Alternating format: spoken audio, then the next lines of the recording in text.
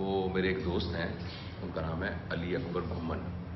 وہ WHO میں کام کرتے ہیں اور دنیا میں پھرتے رہتے ہیں, پوری دنیا میں. پتہ نہیں کبھی عراق میں ہوتے ہیں, کبھی آسٹریلیا میں ہوتے ہیں. تو ان کا رات کو 1:30 بجے مجھے ایک میسج آیا, ہمارے وہ واٹس ایپ گروپ کے اوپر کنورسیشن ہو رہی تھی کہ جاوید بھائی امید کے بارے میں کوئی سوچ کے نا تو ایک ویڈیو بنائیں. اچھا, میں نے یہ سوچا کہ آدمی غصے میں ہوتا ہے, آدمی نفرت کی کیفیت میں ہوتا ہے, پیار کی کیفیت میں ہوتا ہے, تو آئی ایم شیور کہ اس کے دماغ میں کوئی نہ کوئی پروسیس چل رہا ہوگا, کوئی نہ کوئی کیمیکل چینجز آ رہی ہوں گی, کوئی نہ کوئی سرکٹ نئے بنتے ہوں گے. تو یہ امید آخر کیا چیز ہے؟ امید ہمارے تھاٹ پروسیس کے لیول پر کیا چیز ہے اور ہمارے سب کانشیس میں کیا چیز ہے؟ میں نے کافی سارا اس پہ غور کیا, تھوڑا سا لٹریچر بھی دیکھا. تو جو باتیں مجھے سمجھ میں آئی ہیں نا, اس کو سمجھانے کے لیے ایک چھوٹی سی کہانی ہے. ایک نیورو سرجن تھے بہت بڑے, تو انہوں نے بتایا, میں مختصر بتا رہا ہوں, انہوں نے یہ بتایا کہ میرے پاس ایک پیشنٹ آیا, برین ٹیومر کے لیے ریفر ہوا.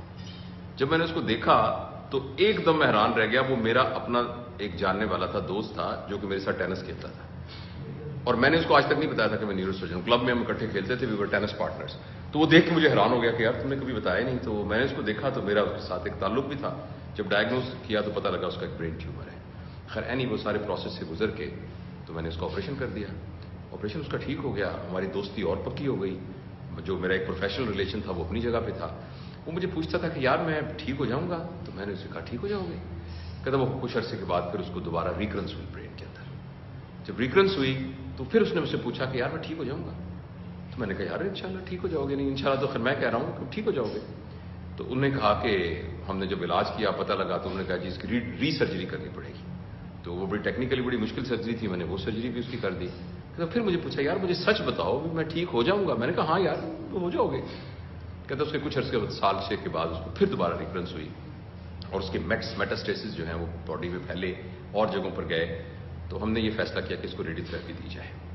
تو کیمو تھراپی اور ریڈیو تھراپی دی جانے لگی. تو اس نے مجھے کہا کہ مجھے اب سچ بتاؤ کہ میں ٹھیک ہو جاؤں گا.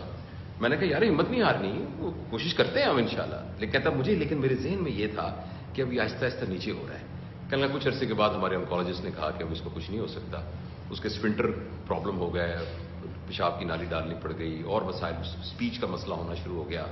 تو کچھ بعد میں تو کہتا یار مجھے تم سچ کیوں نہیں بتاتے کہ میں ٹھیک ہو جاؤں گا کہ نہیں ہو جاؤں گا؟ تو میں اس کو کہتا تھا ہاں ہم کریں گے, ٹھیک ہو جائے گا, کچھ نہ کچھ ہو جائے گا. کہتا اسی دوران کے اندر نا اس کی حالت بہت غیر ہوتی گئی, بہت. پھر میں اس کے گھر بھی جانا شروع ہو گیا. پھر اس کی بیوی بھی کبھی کبھی میرے پاس آتی تھی. تو ایک وقت ایسا آیا کہ میں نے اسے یہ سوچا کہ اب اگر یہ مجھ سے پوچھے گا تو میں اس کو یہ کہہ دوں گا کہ یار اب تو اٹس آل اوور. تو کہتا پھر بھی میری ہمت نہ ہوئی, میرے پاس پھر آیا. اس نے کہا دیکھو یار میں تو اٹھا نہیں جا رہا, مجھے بتاؤ تو صحیح. میں نے کہا نہیں کرتے ہیں. کہتے چلو ٹھیک ہے جیسے تم کہو, میں اعتبار ہے. ایک دن ایسا ہوا کہ میں اس کے گھر گیا اور اس نے مجھ سے وہی سوال پوچھا.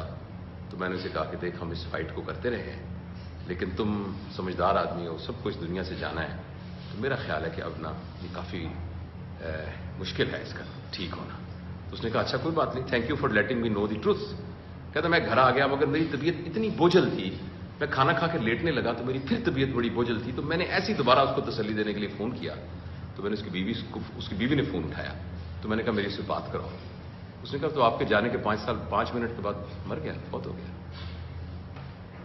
تو اس نے اپنی کتاب میں یہ لکھا ہے کہ جو امید کی جو تار تھی نا وہ میرے ہاتھ میں پکڑی ہوئی تھی, اور وہ تار اس کو زندہ رکھی ہوئی تھی.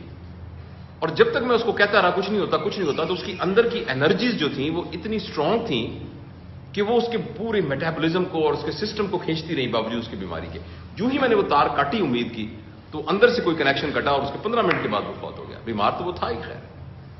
تو اب اس کے پیچھے کیا فینومینا ہے, میرا نہیں خیال کہ میں اس کی کوئی پیرا سائیکالوجی وہ ڈسکس کروں, لیکن اس واقعے نے مجھے بہت موو کیا اور یہ بتایا کہ امید وہ طاقت ہے جو ہمارے اندر ایک موٹیویشن, ایک جذبہ اور گرے ہوئے کو بھی یہ امید یعنی یہ اس کو حوصلہ دیتی رہتی ہے, یہ قوت کہ وہ اٹھ کے کھڑا ہو سکتا ہے.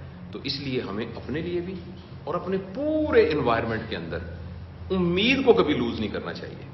اور اگر آپ نیٹ پہ لکھیں نا تو دیر از اے ماڈل, وہ ماڈل ہے کہ ویژن ہوپ ماڈل, کہ اگر آپ کا کوئی بھی ویژن ہے نا اس ویژن کے ساتھ ہوپ کا ہونا بہت ضروری ہے. جیسے ہم اکثر بیٹھ کے کہتے ہیں یہ ملک ٹھیک نہیں ہوگا, یہاں کا آوے گاوا بگڑا ہوا ہے, یہ عوام نے ٹھیک ہونا ہی نہیں ہے, یہاں جو مرضی کر لو ٹھیک ہوں گے ہی نہیں ہوں گے, نہ بابا یہ قوم ٹھیک ہونے والی نہیں ہے.